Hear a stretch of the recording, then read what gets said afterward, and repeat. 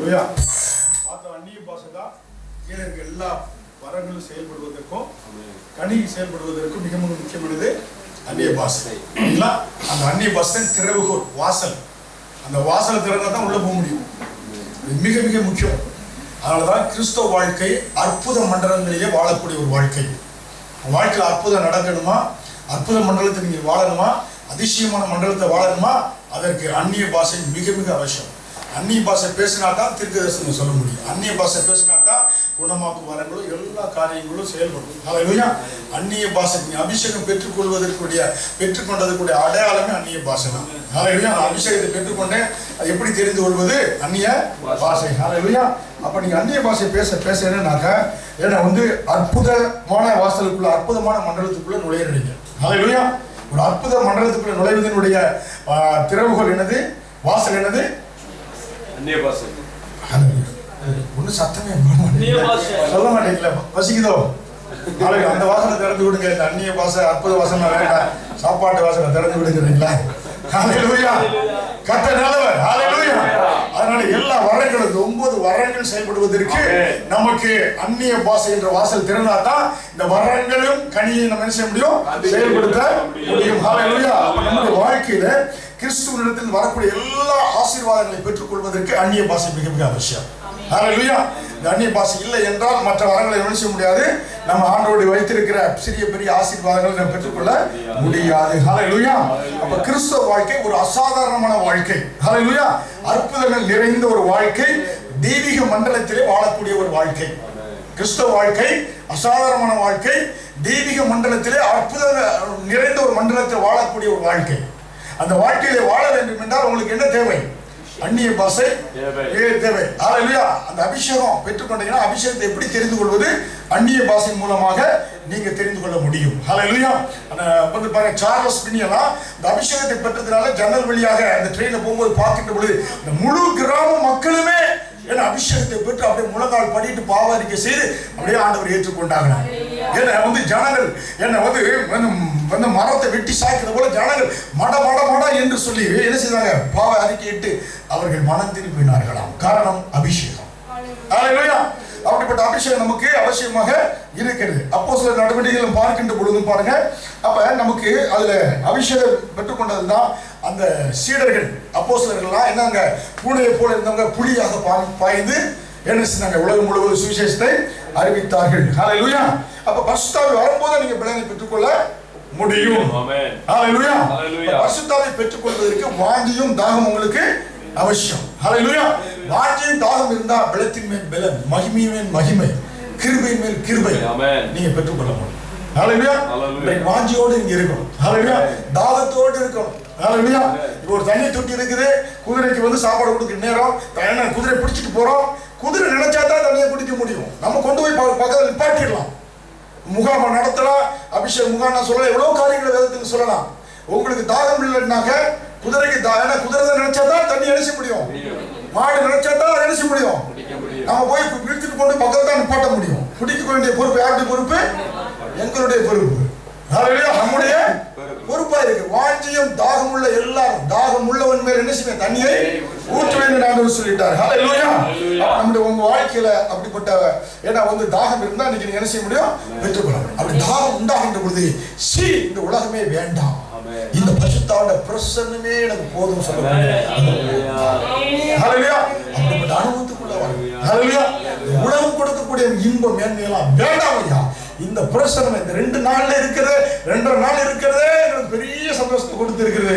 வாழ்நாள் முழுவதும் இப்படி சந்தோஷங்களுக்கு உண்டாக வேண்டும் என்று நினைச்சு விரும்புகிற பிள்ளைகளுக்கு உலகம் சீனு போய், ஹல்லேலூயா, உலகம் சீனு போய் ஏ கிளாஸ் என்ன செய்யுங்க? உட்காந்து. ஹல்லேலூயா. ஆண்டவரோடு என்ன செய்யுங்க? உட்கார முடியாத அனுபவம் உங்களுக்குள்ளாக வர ஆரம்பிக்கும். ஹல்லேலூயா. அப்ப ஒவ்வொரு பிள்ளைகளும் தாகத்தோடு இருந்தா, ஏன்னா ஆண்டவர் சரி மீன் கேட்டால் பாம்பை கொடுப்பாரா? வேதவசனம் பார்க்கணும். ஒரு உலகத்து அசாதாரண தகப்பனே பிள்ளைக்கு என்ன செய்ய மாட்டான்? மீனை கேட்டா பாம்பை கொடுப்பானா? அப்ப என்ன கள்ள கொடுப்பானா?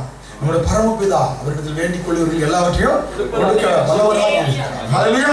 அப்ப வாலிபர்களாகிய பிள்ளைகள் நாம மாமிச பலவீனத்தை மேற்கொள்ள முடியாம திணறனே அப்படின்ற பொழுது அந்நிய பாஷை பேச ஆரம்பிங்க. அந்நிய பாஷை பேச ஆரம்பிக்கின்ற பொழுது அந்த அந்நிய பாஷை மாமிச பலவீனத்தை மேற்கொள்வதற்கு ஒரு வெற்றியின் பாஷையாகும். ஹல்லேலூயா. ஏன் அந்நிய பாஷை பேச வேண்டும் என்றால் மாமிச பலவீனங்களை மேற்கொள்ள முடியல என்று அந்நிய பாஷை பேச ஆரம்பிங்க. அந்த அந்நிய பாஷை உங்களுக்கு வெற்றியின் பாஷையாக மாறும். ஹல்லேலூயா. தெய்வீக பிரசன்னத்தை உணர முடியவில்லையே என்று சொல்கின்ற போது மட மட மட அந்நிய பாஷையை நீங்க பேச ஆரம்பிங்க. தெய்வீக பிரசன்னத்தை உணரக்கூடிய ஒரு பரவச பாஷையாக அந்நிய பாஷை. ஹல்லேலூயா. ஏன் அந்நிய பாஷை பேச வேண்டும் என்றால் எல்லாவற்றுக்கும் திறவுகோலாய் இருப்பதனாலே இதை பேசினா தான் மற்ற எல்லாம் செயல்பட ஆரம்பிக்கும். துன்ப நேரத்துல துவண்டு போயிருக்கிறீங்களா, ஐயா என்னால் ஜெபிக்க முடியல, வேத வாசிக்க முடியல அப்படின்னு பொழுது அப்படியா நீங்க அந்நிய பாஷை பேச ஆரம்பிக்கின்ற பொழுது அது அந்நிய பாஷை உங்களுக்கு ஆறுதலின் பாஷையாக மாறும். ஹல்லேலூயா. ஏன் அந்நிய பாஷை பேச வேண்டும் என்ற காரியத்தை குறித்து சொல்லிக் கொண்டிருக்கிறேன். ஹல்லேலூயா. அதே போல பல எண்ணங்கள் மூளையில குழம்பிக் கொண்டிருக்கிற, சரியான முடிவு எடுக்க முடியல, என்ன செய்வது என்று சொல்கின்ற பொழுது அந்நிய பாஷை பேச ஆரம்பிக்கின்ற பொழுது அது உங்களுக்கு அமைதியின் பாஷையாக மாறுகிறது. ஒரு தெய்வீக சமாதானத்தை கொண்டு வரக்கூடியதாக மாறுகிறது. ஹல்லேலூயா. இதை திறந்து விட்டா தான் எல்லாமே வரும். ஹல்லேலூயா. அந்நிய பாஷை பேசுகின்ற பொழுது உள்ளத்தில் ஒரு போராட்டம். முதலாளி இப்படி பேசினா, அவன் பேசினா, அந்நிய பாஷை பேசி கத்த துதிக்க ஆரம்பிக்கின்ற பொழுது அந்த அமைதியில் படுத்தக்கூடிய ஒரு பாஷையாக மாறுகிறது. ஹல்லேலூயா. தேவனுடைய சித்தம் இந்த காரியத்துல இந்த திருமணத்தை முடிக்கிறதா, இந்த பெண் எடுக்கிறதா, இந்த வீடை கட்டுறதா தெரியல. தேவ சித்தத்தை அறிந்து கொள்ள வேண்டும் என்று நினைக்கின்ற பொழுது அந்நிய பாஷையில பேசுகின்ற பொழுது அது உங்களை உணர்த்துவிக்கக்கூடிய பாஷையாக மாறுகிறது. ஆமென். ஹல்லேலூயா. அப்ப எல்லாவற்றுக்கும் திறவுகோல் அந்நிய பாஷை. ஹல்லேலூயா. வேலை இடத்துல மற்ற காரியங்களை துவண்டு போயிட்டீங்களா, வென்ற ஒரு கர்த்தருடைய காரியங்களை துவண்டு போய் ஒரு போர்க்களத்திலே துவண்டு போனது போல இருக்கின்ற பொழுது நீங்க அப்படியே அந்நிய பாஷையில் பேசுகின்ற பொழுது அது உங்களுக்கு ஒரு இளைப்பாறுதலின் பாஷையாக மாறுகிறது. ஹல்லேலூயா. அதனாலதான் நம்ம ஏன் அந்நிய பாஷை பேச வேண்டும். அதே போல மற்றவர்களுக்காக நீங்க மன்றாடணும், மற்றவர்களுக்காக ஜெபிக்கணும், மற்றவர்களுக்கு ஆறுதல் சொல்ல வேண்டும் என்று நீங்க அந்நிய பாஷையை பேசுகின்ற பொழுது அந்த அந்நிய பாஷை மன்றாட்டின் பாஷையாக மாறுகிறது. ஹல்லேலூயா. அது ஒவ்வொரு காரியத்தையும் வேதத்தை படிக்க முடியல, வேதம் புரியலையே அப்படின்ற பொழுது அந்நிய பாஷையில பேசி அந்த வேதத்தை நீ கற்றுக்கொள்கின்ற பொழுது அது உங்களுக்கு நாணத்தை உணர்த்து விடக்கூடிய ஒரு பாஷையாக மாறுகிறது. வெளிப்பாடுகளை வெளிக்கொண்டக்கூடிய ஒரு பாஷையாக மாறுகிறது. ஹல்லேலூயா. அப்ப பாருங்க, மற்றவர்களுக்கு சில ஆலோசனை கொடுக்கிறவ அந்நிய பாஷையில பேசி அவருக்கு ஆலோசனை கொடுக்கின்ற பொழுது அது தீர்க்கதரிசன பாஷையாக மாறுகிறது. ஹல்லேலூயா.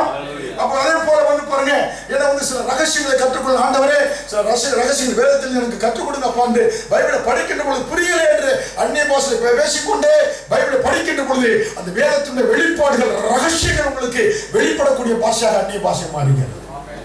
ஹல்லேலூயா.